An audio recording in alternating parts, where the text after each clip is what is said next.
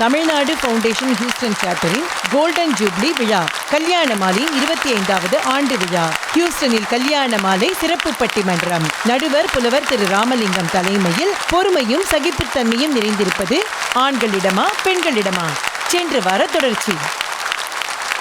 பொறுமைக்கும் சகிப்புத்தன்மையும் நிறைந்திருப்பது ஆண்களுக்கே என்ற உண்மையை எடுத்துரைக்க 2 விஷயம் சொல்லி ஆரம்பிக்கிறாங்க.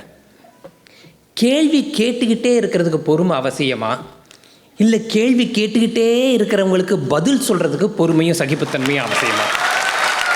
காலையிலிருந்து ஆரம்பித்து எல்லா விஷயத்துக்கும் ஏதோ ஒன்றுக்கு கருத்து சொல்லிக்கிட்டே இருக்கிறதுக்கு பொறுமையும் சகிப்புத்தன்மையும் அவசியமா, இல்லை அந்த கருத்து எல்லாம் கேட்குற மாதிரியே நடிக்கிறதுக்கு பொறுமையும் சகிப்புத்தன்மையும் அவசியமா? நடுவரவர்களே, ஒரு ஆண் தண்ணி அடித்தா எப்படி பேசுவான்னு நீங்கள் சினிமால எல்லாம் பார்த்துருப்பீங்க. அவன் பேச ஆரம்பிக்கும் போது என்ன பேசுகிறான், அடுத்து என்ன சொல்ல போகிறான், அவன் பேசுகிறது அடுத்தவனுக்கு புரியுதா புரியலையான்னு தெரியாமல் பேசுகிற மாதிரி காமிப்பாங்க. அந்த மாதிரி பெண் என்னைக்காவது தண்ணி அடிச்சுட்டு பேசுகிறத பார்த்துருக்கோமா? பார்த்துருக்க முடியாது. ஏன்னா வித்தியாசமே தெரியாது. இல்லை, நான் உண்மையிலே ஒரு உளவியல் புத்தகத்தில் படித்தேன். ஒரு ஆண் தண்ணி அடித்தாதான் பெண்கிட்ட தைரியமாக பேச முடியும்னு எழுதியிருக்கிறாங்க. ஒரு பெண் ஒரு பாயிண்ட் பேச ஆரம்பிக்கும் போது அவங்க இதுதான் பேச வராங்கன்னு நம்ம நினைப்போம். அப்படி நினச்சிட்டே இருக்கும்போது அடுத்த பாயிண்ட்டுக்கு போவாங்க. இந்த பாயிண்ட்டுக்கும் அடுத்த பாயிண்ட்டுக்கும் என்னன்னு யோசிக்கும் போதே 3வது பாயிண்ட்டுக்கு போவாங்க. அவங்க சுற்றி 300 பாயிண்ட்டுக்கு பேசுறது பிரச்சனை இல்லை நடுவரவர்களே. அவங்க பேசி எல்லாம் முடிச்சதுக்கப்புறம் அவங்க சொன்னதெல்லாம் சரின்னு நம்ம ஒத்துக்கணும்னு நினைப்பாங்க பாருங்க. அப்போத்தான் நீங்கள் ஆண்களுக்கு எவ்வளவு பொறுமை இருக்கும் சகிப்புத்தன்மை இருக்குன்னு உங்களுக்கு தெரியணும். ஒரு ஆண் ஒரு விஷயம் பேசினான்னு வைங்களேன், ஒரு தொடக்கம் இருக்கும், கருத்து இருக்கும், முடிவு இருக்கும். ஆனால் இந்த லேடிஸ், இப்போ ரம்யா பேசுனது எடுத்துக்கங்க. அவங்க வீட்டில் என்ன கேட்டாங்க, ஏம்மா சாப்பாடு இன்னைக்கு என்ன? அது ஒரு குத்தமா? சாப்பாடு என்னன்னு கேட்கும்போது உங்கள் இஷ்டம்னு சொல்லிட்டு போயிருக்கலாம். ஏன்னா செய்ய போகிறது. அமெரிக்காவை பொறுத்த வரைக்கும் சாப்பாடு என்னம்மான்னு கேட்டோன்னா அவங்க சொல்லிட்டாங்கன்னா அதையே செஞ்சு கொடுத்துருவோம்ல. அதுக்காகத்தானே அமெரிக்காவில் மட்டும் உன் வீட்டில் உப்பா சக்கரையாங்கிற பாட்டு பாடவே மாட்டோம். ஏன்னா எல்லாருக்குமே தெரியும் நாங்கள் தான் டிஷ்வாஷர்ஸ்ன்னு. அதுவும் தினம் சமைக்கிறாங்களா, 3 வேளை சமைக்கிறாங்களா, இதெல்லாம் ஒத்துக்கவே மாட்டேன். எங்கள் வீட்டில் உட்காந்தோன்னா வகை வகையாக வரும், அதை ஒத்துக்கிறேன். என்னது, நேற்று சமைச்சது, 3 நாளைக்கு முன்னாடி சமைச்சது, போன வாரம் போய் ஏதோ ஒரு பார்ட்டியில் மிச்சமானதை டுகோ பண்ணது. இப்படித்தான் என்னோட ஃப்ரெண்டோட ஒய்ஃபு குமரன் சொன்ன மாதிரி கொலு ஷாப்பிங் இந்தியாவுக்கு 3 வாரம் போயிருந்தாங்க. நான் கேட்டேன், என்ன மாம்சு, ஒய்ஃபு ஊருக்கு போயிருக்காங்க, நீயும் சந்தோஷமாக அனுப்பி விடுறிய, சாப்பாடுக்கு என்ன பண்ணுவ அப்படின்னு கேட்டேன். அப்போ அவன் பதில் சொன்னான், சார் சாப்பாடு இருக்குதுடா, சாப்பாடு, மனுஷனுக்கு நிம்மதி தான் முக்கியம் அப்படின்னு சொன்னான். நம்ம இன்னைக்கு அமெரிக்காவில் இங்கே நின்று பேசிகிட்டு இருக்கோம், இவங்கெல்லாம் கேட்டுட்டு இருக்காங்கன்னா அதுக்கு முக்கியமான காரணம் யார்? கிறிஸ்டோஃபர் கொலம்பஸ் இல்லையா? ஆனால் அதை விட இன்னொரு முக்கியமான காரணம் ஒன்று இருக்குது. கிறிஸ்டோஃபர் கொலம்பஸ் நம்ம ஊர் பொண்ணை கல்யாணம் பண்ணாமல் இருந்தது. புரியல இல்லை? புரிகிற மாதிரி சொல்கிறேன் பாருங்க. கொலம்பஸ் மட்டும் நம்ம ஊர் பொண்ணை கல்யாணம் பண்ணியிருந்தான்னா அமெரிக்காவை கண்டுபிடிச்சிருப்பான்னு நினைக்கிறீங்க? அவன் கிளம்பும் போதே, ஏங்க எங்கே போகிறீங்க, எப்போ வருவீங்க, நைட்டு சாப்பாட்டுக்கு வந்துடுவீங்களா, ஏங்க யாருங்க உங்களோட வராங்க, ஏங்க என்னை மறந்துட மாட்டீங்களே அப்படின்னு ஒரு 100 கேள்வியை 1000 எமோஷனில் கேட்டால் ஆணியே பிடுங்க வேண்டான்னு.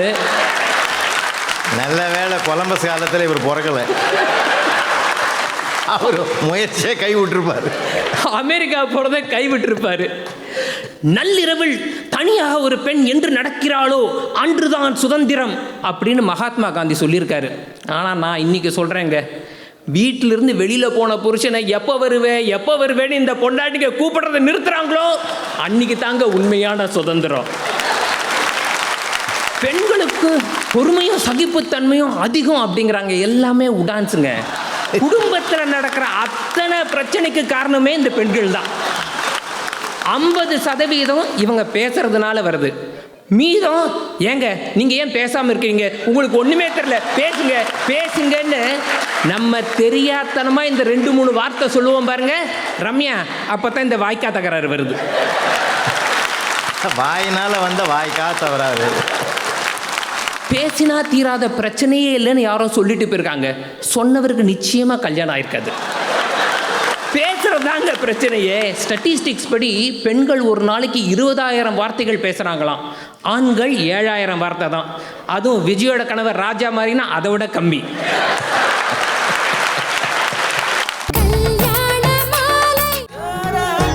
Experience the essence of regal splendor. Maharani Collection from NAC Jewelers.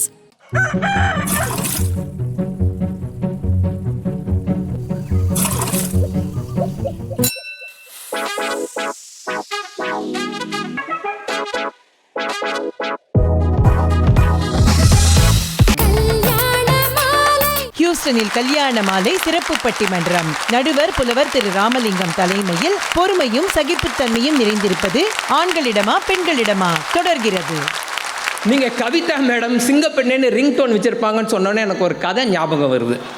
காட்டில் ஒரு சிங்கம், பெண் சிங்கம் இருந்துச்சான். அது நடக்கும்போது எங்கேயோ கால் முள்ளு குத்தினதுனால அப்படி கொஞ்சம் விஸ்கி நடந்துச்சான். அதுக்கு திடீர்னு ஒரு சந்தேகம், நம்ம நட இன்னும் அழகாக இருக்குதா அப்படின்னு சொல்லிட்டு யார்கிட்ட கேட்கலான்னு பார்த்தா ஒரு மான் மேய்ஞ்சிக்கிட்டு இருந்துச்சான்.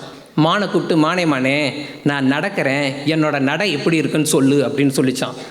மானு பார்த்துட்டு, என்ன ராணி நீங்கள் இப்படி இழுத்து சப்பானி மாதிரி நடக்கிறீங்க அப்படின்னு சொன்னோன்னே சிங்கத்துக்கு ஒரே கோபமா, என்னது அப்படின்னு சப்புன்னு அரை விட்டு, என்னையா சப்பானி மாதிரி இருக்க அப்படின்னு சொன்னோன்னே மான் அங்கேயே கதிகலங்கி விழுந்துருச்சான். இந்த பக்கம் பார்த்தா நரிக்கிட்டையும் அதே கேள்வி. நரி தானே ஸ்மார்ட் ஆச்சு. நரி சொல்லிச்சான், ராணி நீங்கள் நடக்கும்போது நயன்தாரா மாதிரி இருக்கீங்க அப்படின்னு சொல்லிச்சான். சிங்கத்துக்கு கோமா, ஏன்டா நீ நயன்தாரா முன்னாடி பின்னாடி பார்த்துருக்கியாடா அப்படின்னு ஒரே நரியும் கீழே விழுந்துச்சான். மேலே பார்த்தா ஒரு குரங்கு. சிங்கம் அதே கேள்வி கேட்டுதான்.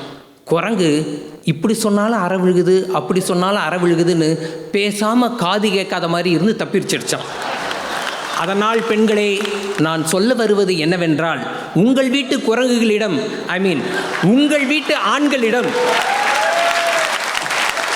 நான் அழகா இருக்கேனா, என் ஃப்ரெண்ட் என்னை அவாய்ட் பண்ணுறாளா, இது போன்ற அதி முக்கியமான கேள்விகளுக்கு உங்களுக்கே பதில் தெரியும். எங்களை கூட சேர்க்காதீங்க. இது நல்ல வெயிட்டான வாதம்.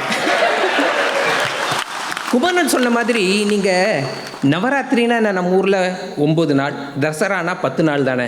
ஹியூஸ்டனில் மட்டும் நவராத்திரினா அது வரலட்சுமி நோம்புலேருந்து ஆரம்பித்து தீபாவளி வரைக்கும் போகும்.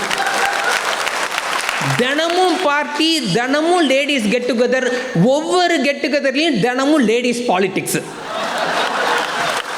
சுண்டல் சாப்பிட்டுட்டு சும்மா வாமான பிரச்சனையும் சேர்ந்து கூட்டிகிட்டு வருது. இப்போது நம்மளை பற்றி யாராவது ஒருத்தங்க பேசுகிறாங்கன்னா, ஒன்று நம்ம பிரபலமாக இருக்கணும், இல்லை நம்ம அவங்களுக்கு ப்ராப்ளமாக இருக்கணும். ஆனால் இந்த பெண்களுக்கு தெரியறதில்ல. அவள் ஏன் என்னை அப்படி சொன்னா, இவ ஏன் என்னை இப்படி சொன்னா, அவள் ஏன் என்னை பற்றி ஒன்றுமே பேசலேன்னு ஒரு சின்ன விஷயத்தை ஓவர் திங்க் பண்ணி பெருசாகி சமயத்தில் 2 லேடிஸ்குள்ளே நடக்கிற பிரச்சனையால் கம்யூனிட்டியே 2 ஆகிடுதுங்க.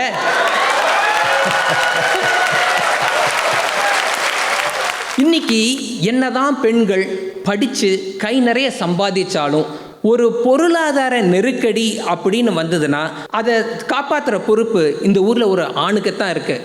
அஃப்கோர்ஸ் சில லேடிஸ் டாக்டர்ஸாக இருக்காங்க, ஃபினான்ஷியல் சேவியாக இருக்காங்க, அவங்கள விட்டுருங்க.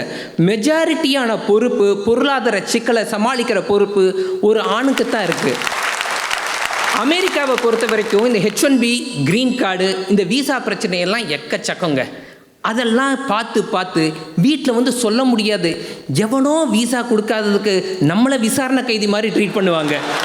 என்னங்க இந்த தடவையும் கிடைக்காதா, இந்த தடவையும் எக்ஸ்டெண்ட் பண்ணிடுவாங்களா, அப்போ நம்மளை இந்தியாவுக்கு அனுப்பிச்சிடுவாங்களா, இந்தியா போனால் உங்கள் வீட்லையா ஸ்டே பண்ணுவோம் அப்படின்னு. அதாவது அமெரிக்கா போய் வேலை பார்த்தா நிரந்தரமாக கஷ்டமெல்லாம் தீந்துடுன்னு இந்த ஊருக்கு வந்தால் தான் தெரியுது நிரந்தரமாக வேலை பார்க்குறதுக்கே கஷ்டப்படணும்னு. எப்போ தூக்குவான் எவன் தூக்குவான்னு எதுவுமே தெரியாது. ரம்யா அழகாக சொன்னாங்க, ரைசிங் கிட்ஸ், குழந்தைகளை வளர்க்குறதுல அவங்க தான் வந்து ரொம்ப பெண்கள் தான் பொறுப்பாக வேலை பார்க்குறாங்கன்னு. ரைசிங் கிட்ஸ் இல்லைங்க, இவங்க பண்ணுறதெல்லாம் ரைசிங் வாய்ஸ், ரைசிங் ஸ்ட்ரெஸ்ஸு. குழந்தை ஒசர இவங்க குரலும் ஒசந்துக்கிட்டே போகும். அம்மாக்கும் குழந்தைங்களுக்கும் நடுவில் நடக்கிற ரெஃப்ரியாக தாங்க நாங்கள் இருக்கோம். பாரம்பரியத்தை வளர்க்குறாங்களாம். எங்கள் வீட்டில் நடக்குதுங்க. என் பொண்ணு பரதநாட்டியம் ஆடணும். அதுக்கு முன்னாடி அவங்க அம்மா வீட்டில் ஆடுவாங்க பாருங்க. அடாடாடாடாடா, அதை தாங்க முடியுமா? அன்போ அட்வைஸோ ஒரு அளவுக்கு மேலே அடுத்தவங்க மேலே திணிக்காதீங்க. அவங்க வாழ விரும்புறது அவங்களுடைய வாழ்க்கையை, உங்களுடைய வாழ்க்கையே கிடையாது. நம்ம விரும்புறது என்றைக்கும் முளைக்காது, நம்ம விதைக்கிறது மட்டும்தான் முளைக்கும்னு தெரிந்தவர்கள் ஆண்கள். நிறைவாக ஒன்று சொல்கிறேன் நடுவர் அவர்களே, பெண்களுக்கு ஒரு விஷயம்னா ஏலேருந்து Z வரைக்கும் எல்லாமே தெரிஞ்சிருக்கணும், எல்லாமே அவங்க நினைக்கிற மாதிரி நடக்கணும். அப்போ தான் அவங்களுக்கு நிம்மதி இருக்கும். அப்படி இருக்கிறதுக்கு பேர் பொறுமையும் சகிப்புத்தன்மையும் கிடையாதே. நம்ம 4 சுவத்துக்கு வெளியில் போகணுன்னு வைங்களேன், இது வேறு தேசம். இந்த தேசத்தில் திடீர்னு ஒரு ட்ரக் பிரச்சனை வரும், திடீர்னு ஒரு கன் கண்ட்ரோல் பிரச்சனை வரும், ரேசிசம் இருக்கும். இப்போல்லாம் குழந்தைங்க கையில் அணுகுண்டு மாதிரி கொடுத்து வச்சுருக்கோமே ஸ்மார்ட் ஃபோன், அந்த டெக்னாலஜினால் பிரச்சனை வரும். அத்தனை பிரச்சனையும் தன்னுடைய குடும்பத்திற்கு ஒரு அவச்சொல் வந்துடக்கூடாதுன்னு பார்த்துக்கிறது ஆண்கள் தானே. காடு மாதிரி செத்து போட்டுக்கிறதுனால சொல்கிறாங்க, ஆண்கள் பல 1000 வருஷம் காட்டுக்கு வேட்டைக்கு போய் குடும்பத்தை காப்பாற்றினவங்க. ஆபத்து எந்த பக்கத்திலிருந்து வந்தாலும் பொறுமையாக சமாளிக்க தெரிந்தவர்கள். அன்னைக்கு வில்லம்புகளாக வந்தது, இன்னைக்கு இவர்களுடைய சொல்லம்புகளால் வருது. அன்னைக்கு கணைகள் வீசும்போது தப்பிச்சுக்கிறோம், இன்னைக்கு கரண்டிங்க வீசும்போது தப்பிச்சுக்கிறோம். ஆனாலும் எந்தவித தாக்குதல் நடந்தாலும் எல்லா விதத்திலும் சமாளிக்கும் பொறுமை நிறைந்திருப்பது ஆண்களே என்று கூறி எனது வாதத்தை நிறைவு செய்கிறேன். நன்றி, வணக்கம்.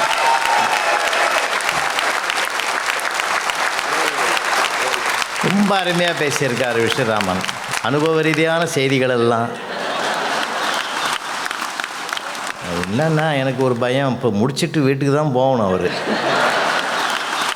ரொம்ப அலசி ஆராய்ஞ்சி இந்த வாழ்வியல் சூழ்நிலையை அப்படியே படம் பிடிச்சு காட்டியிருக்கிறார் விஸ்வராமன். அருமையான பேர். இதை சந்திக்கணும்னா இதே மண்ணின் மைந்தர் தான் சந்திக்க முடியும். வாங்கம்மா, விஜய் ராஜா அவர்கள் சரியான பதில் சொல்ல வருகிறார்கள். ஒரு பலத்தை கைத்தட்டு கொடுத்து அந்த பிள்ளையை போ. பொறுமையும் சகிப்புத்தன்மையும் நிறைந்திருப்பது பெண்களிடமே. அதிரடியாய் பேச வருகிறார் ஹியூஸ்டன் வாழ் திருமதி விஜய் ராஜா. அடுத்த வாரம் உங்களுக்கு 9லேருந்து 5 மணி வரைக்கும் ஒர்க்கை பார்த்துட்டு சாயந்தரம் வந்து ஃபோனை நோண்டுறதுக்கும் கிரிக்கெட் ஆடுறதுக்குமே நேரம் சரியாக இருக்குது. நாங்கள் ஒர்க்கை பேலன்ஸ் பண்ணோம், லைஃபை பேலன்ஸ் பண்ணோம், இதுக்கு மேலே உங்களை வேற பேலன்ஸ் பண்ணோம். கல்யாண மாலையின் வெட்டிங் அண்ட் பியாண்ட் மாபெரும் திருமண கண்காட்சி மார்ச் 1-2 கோயம்புத்தூர் கொடிசியாவில். வரம் தேடும் அந்தந்த சமூகத்திற்கான குளோபல் கம்யூனிட்டி மீட். திருமணம் மற்றும் குடும்பத்திற்கு தேவையான ஷாப்பிங் அனைத்தும் ஒரே இடத்தில். மார்ச் 1ஆம் தேதி சனிக்கிழமை காலை 11 மணிக்கு வையத் தலைமைக்குள் கல்யாண மாலையின் பிசினஸ் கான்க்ளேவ். மதியம் 3 மணிக்கு திருமதி பாரதி பாஸ்கர் தலைமை பொறுப்பேற்க இன்றைய தலைமுறை சாதிக்கும் தலைமுறையா சவாலான தலைமுறையா கல்யாண மாலை பட்டிமன்றம். மாலை 6 மணிக்கு மறக்க மனம் கூடுதில்லையே சன் டிவி கல்யாண மாலை பேச்சரங்கம். மார்ச் 2ஆம் தேதி ஞாயிற்றுக்கிழமை மாலை 6 மணிக்கு சன் டிவி கல்யாண மாலை பட்டிமன்றம். குடும்பம் எனும் அமைப்பை பெரிதும் மதிப்பவர்கள் ஆண்களா பெண்களா? நடுவர் பத்மஸ்ரீ பேராசிரியர் சாலமன் பாப்பியா தலைமையில் சிறப்பு பேச்சாளர்கள் திரு ராஜா, திருமதி பாரதி பாஸ்கர் பங்கு பெறும் சன் டிவி கல்யாண மாலை பட்டிமன்றம். மேலும் விவரங்களுக்கு 9840891300 அல்லது 9840891500.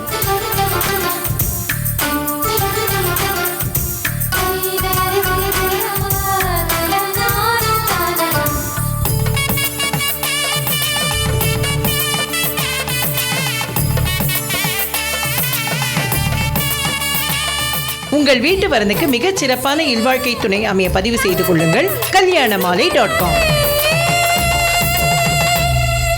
36 வருட அனுபவம், 23 கிளைகள் கொண்ட சிறந்த சுற்றுலா நிறுவனம் மதுரை ஸ்ரீமுருகன் டிராவல் ஏஜென்சி. பூத்திஸின் சாமுத்ரிகா பட்டு, சர்வ லட்சணங்கள் நிறைந்த காஞ்சிப்பட்டு.